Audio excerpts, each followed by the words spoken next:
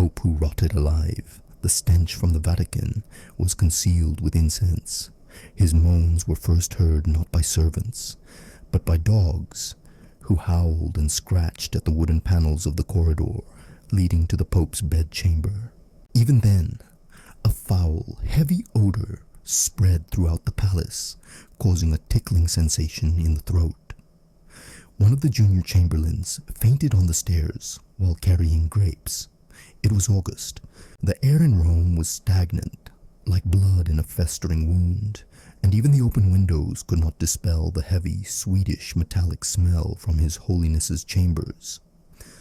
This was the last month of the life of Pope Urban VII, a man whose faith was unshakable, but whose body was rotting away. None of the cupbearers entered his presence without a fragrant handkerchief over their faces. The entire holy chamber was permeated with spices, resins, and incense. They were burned by the bucketful, as if in the hope of suffocating death itself. At first, no one dared to speak. To mention decay was to admit that God had turned away. But the smell grew, as did the anxiety. Only a shadow remained of the old velvet-covered bed. His left thigh bled incessantly, a murky, greenish-yellow pus with black fibers mixed in oozed from under the bandages, dead tissue, as they would later write in the treatise of the surgeon Calvi.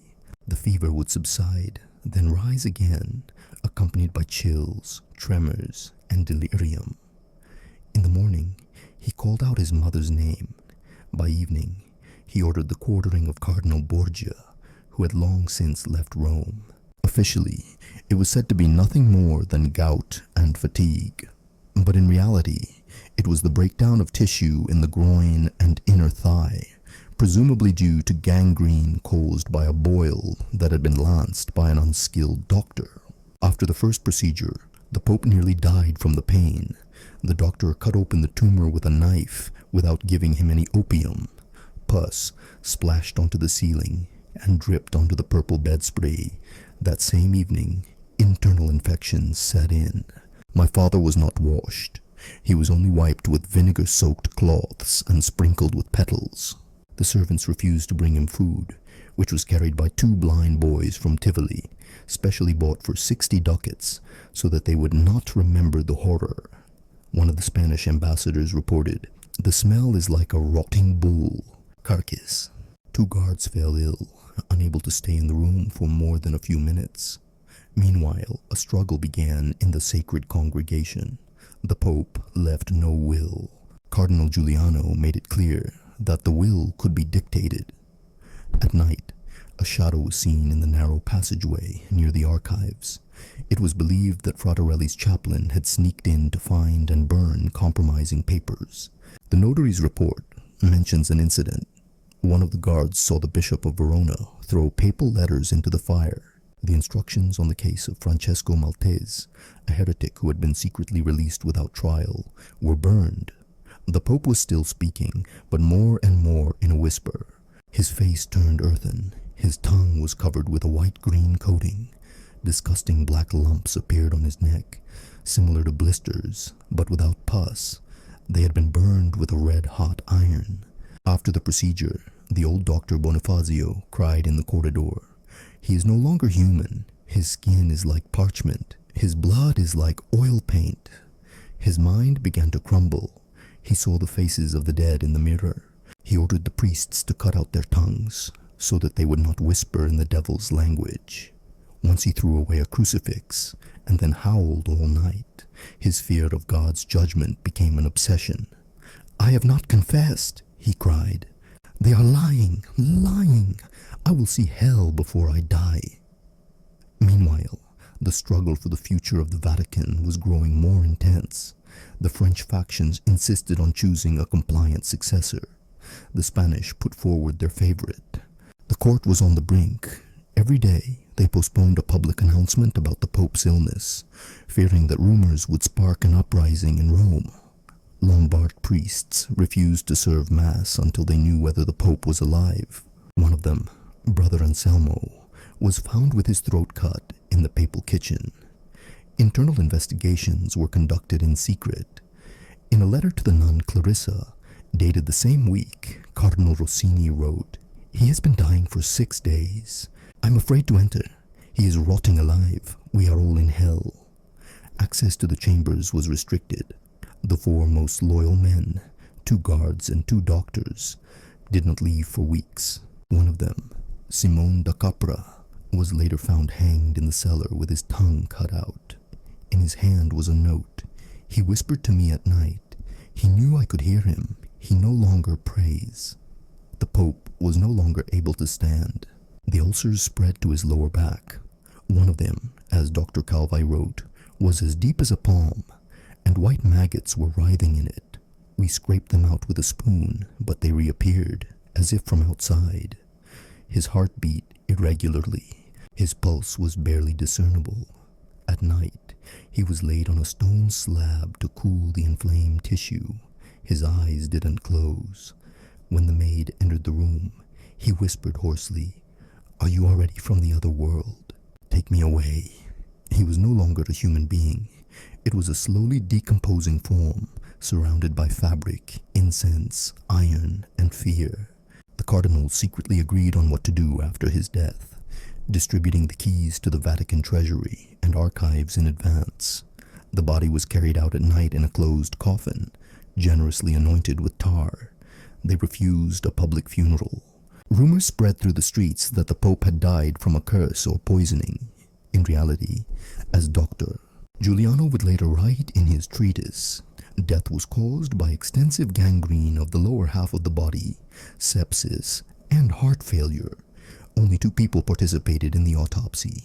One later committed suicide, the other left for Naples and never practiced again. His death sparked chaos. The French pushed through their candidate, sparking a wave of protests. The Spanish ambassador accused the cardinals of forging the will. Several treasurers were hanged for embezzlement. In Rome, talk of the end of times intensified. Monks burned their archives. Several street prophets predicted a rotten sun, a symbol of an impending epidemic. Inscriptions appeared on the walls of the cathedral. "He rotted. Now faith will rot." The Pope, once considered a saint during his lifetime, passed away, leaving behind fear, stench, and power, torn between greed and betrayal. The smell did not go away even after his death. It permeated the drapery, the frescoes, and the marble walls. 3 days after the body was removed from the papal chambers, the plaster collapsed in one of the neighboring corridors. Mice, according to rumors, were gnawing on wooden beams, saturated with the moisture of the corpse. Vatican servants refused to spend the night in the wing where he had died. The guards were transferred. The room was boarded up, hung with cloths, and every evening a mixture of myrrh, incense, and sulfur was burned there. One of the monks, Brother Lorenzo, wrote in his notebook, "I hear him breathing at night. The room is empty, but he is alive. The rot remains."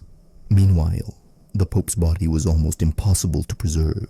An attempted autopsy revealed that the internal organs had decomposed faster than expected. The liver was black as coal, the lungs were covered with spots and tissue stuck together with pus. The stomach swelled and burst upon removal, spraying everything around it with a brownish mass, mixed with mucus and undigested food. One of the anatomists, a monk named Silvestro, later wrote, "The entire cavity is one mass of putrid pus. My fingers sank into the fat and slid around as if in wax." The body was generously smeared with a mixture of tar, vinegar, and crushed resin. At the same time, a murky juice with a heavy smell of rotten meat continued to ooze from the abdomen. It took 2 days to prepare the body for a temporary exhibition. The funeral was held in secret. Only 3 cardinals were present. The others refused to attend without security. At the insistence of the Spanish ambassador, the coffin was nailed shut with metal strips and wrapped in 6 layers of cloth, soaked in wax and essential oils. The voice of the people demanded a miracle. Some said they saw light coming from the window of his chambers. Others claimed that a dove landed on the roof of the basilica when the body was being carried away, and that this was a sign of purification. But most of the common people remained silent. The Pope had disappeared, and the streets were becoming increasingly restless. The cardinals entered into a secret battle for St. Peter's throne. There were three contenders: a prelate from the north, a reformer supported by the German states, an old Italian bishop close to the French, and a young abbot recommended by the Spanish. Each of them privately promised to dissolve the Inquisition, reduce tithes, and introduce new forms of interaction with monasteries. Each swore allegiance to different groups. Rumor had it that chests of gold were passed from tent to tent at night, and poisoning was discussed as a permissible form of divine judgment. One of the participants in the conclave later admitted that his wine was poured from a separate jug and that he slept with a dagger under his pillow. An investigation began at the same time. While the Pope was still alive, several bags of gold disappeared from the vault under the library. Their trail ended at the threshold of his chambers. Suspicion fell on the Chamberlain Michel, but he was found dead in the Tiber River, without a tongue, and with a cross carved on his chest. His widow later said, "He said he could hear the walls breathing. He said that the body smells before it dies, and then he left and never came back."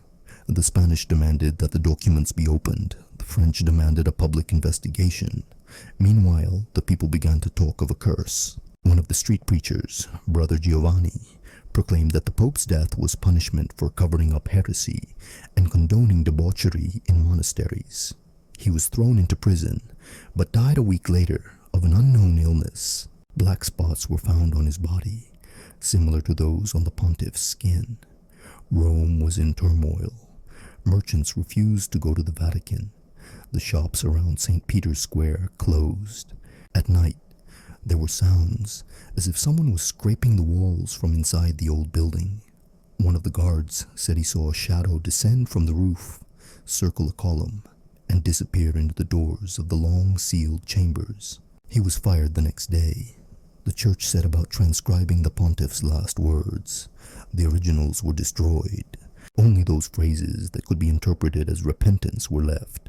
"Forgive me, Lord, for my audacity," allegedly uttered the day before his death.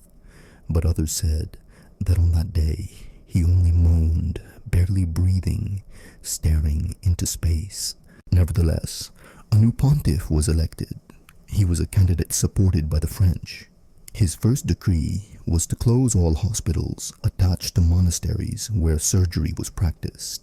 The second was to disband part of the papal guard and replace it with his own people.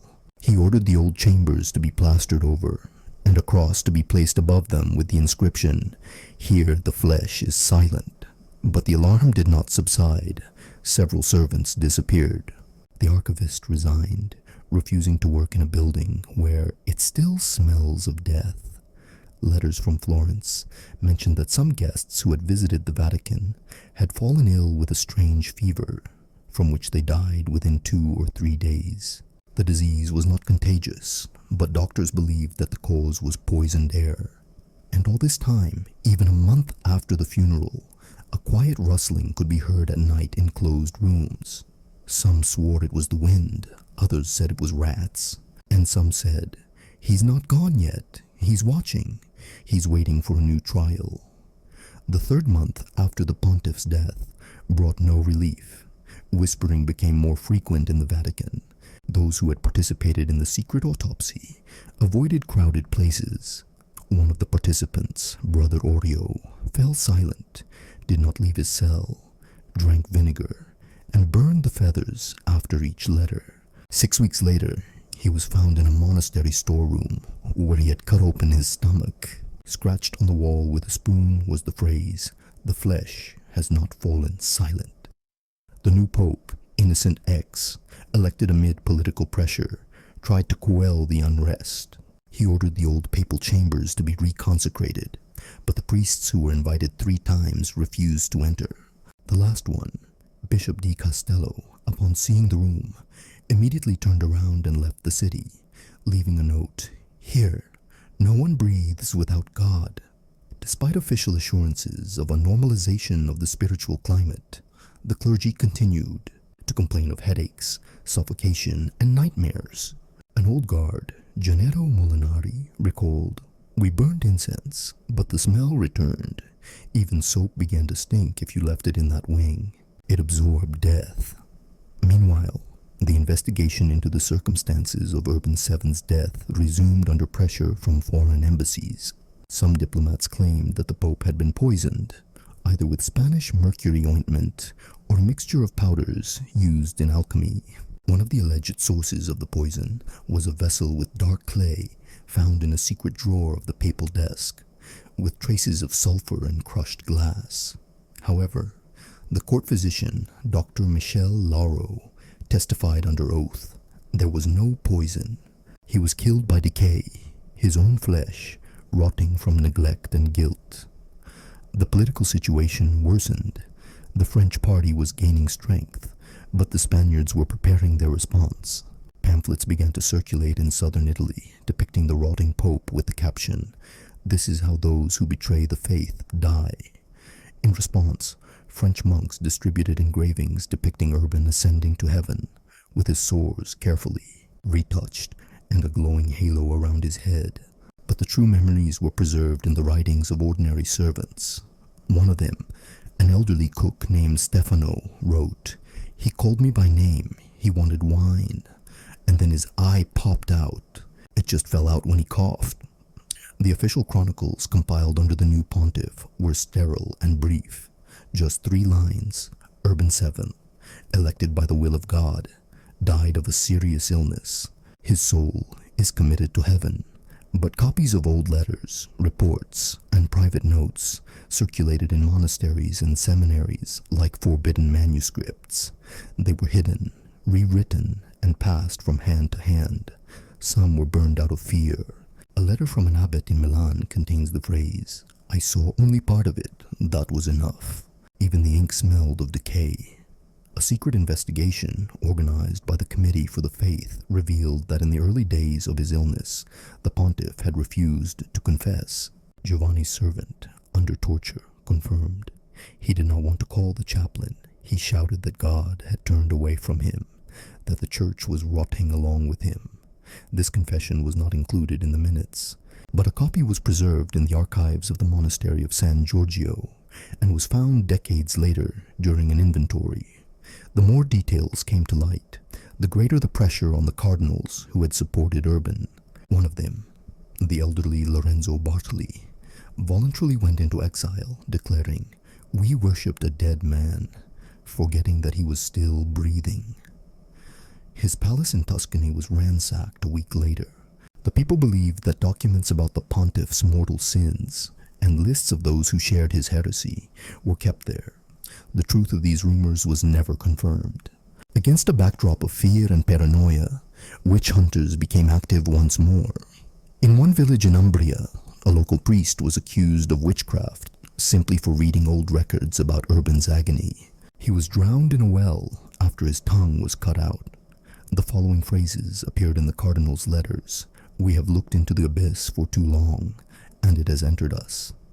The new pontiff became increasingly withdrawn.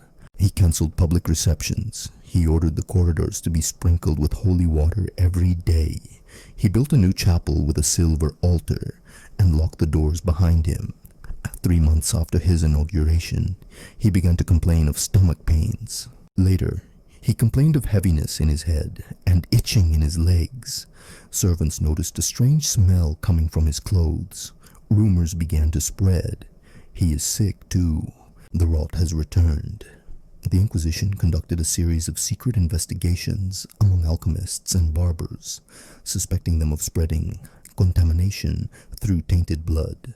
Some doctors claimed that it could be a rot virus transmitted through the air or contact with infected tissues.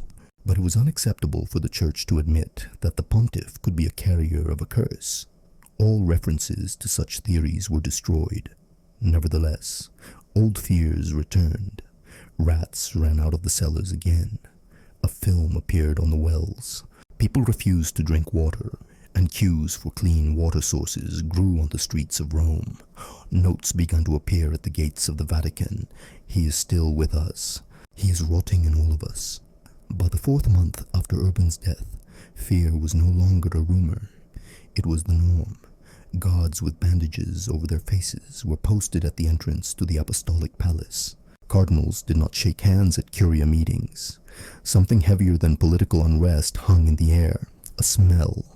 It had returned, not completely, but noticeably, like an old stain on clothing that cannot be removed.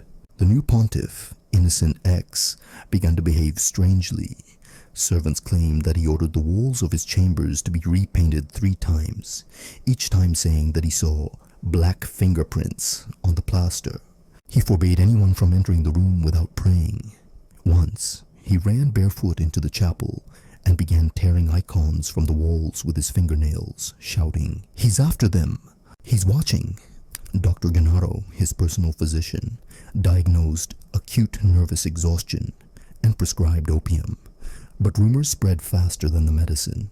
People said that Urban's body had not completely decomposed, that he had been reburied without ceremony during the night because the coffin had broken and liquid was seeping from under the stone slab.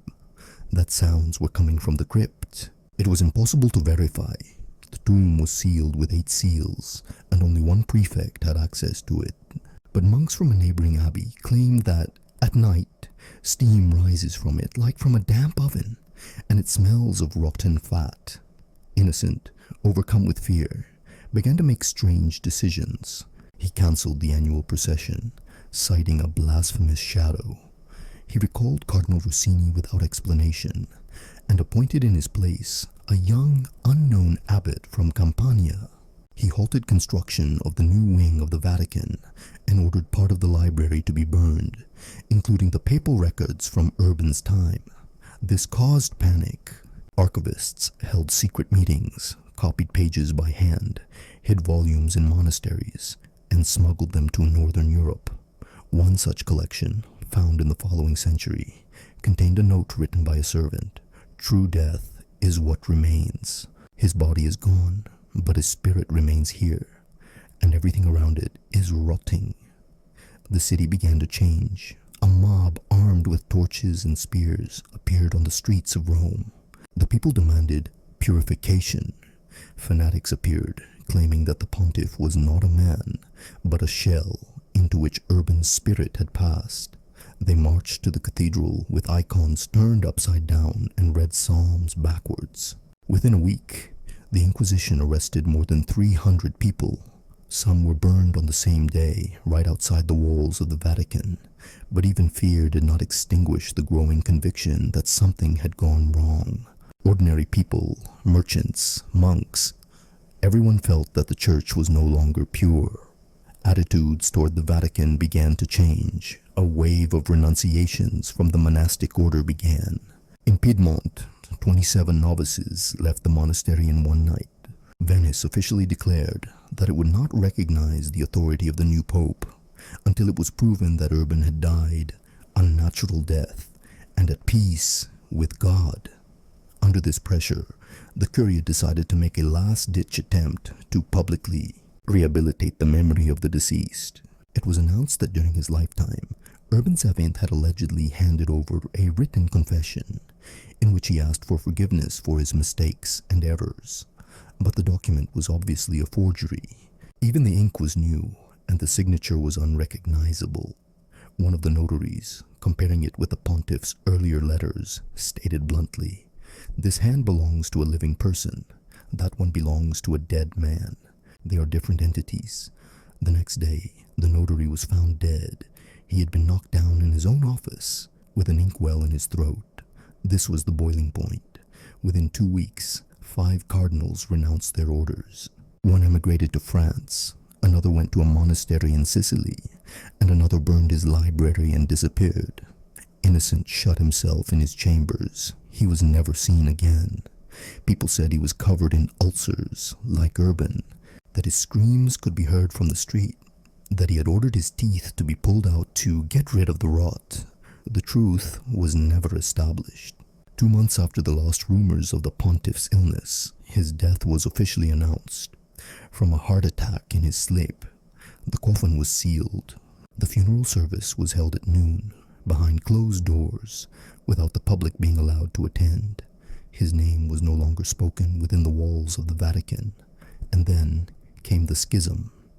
Several dioceses in Europe declared their independence. A new wave of Reformation began in Germany. Bibles began to be printed with the note, "And be pure in the flesh, or you will rot like those who sat on the throne." Rome lost its power over the north. France and Spain began to separate politically, and in the basements, under the old papal wing, the monks continued to hear, "He's breathing." So died the pontiff, and with him died the belief in the immortality of power. All that remained of his former glory was a stench, and that was ingrained in the stones.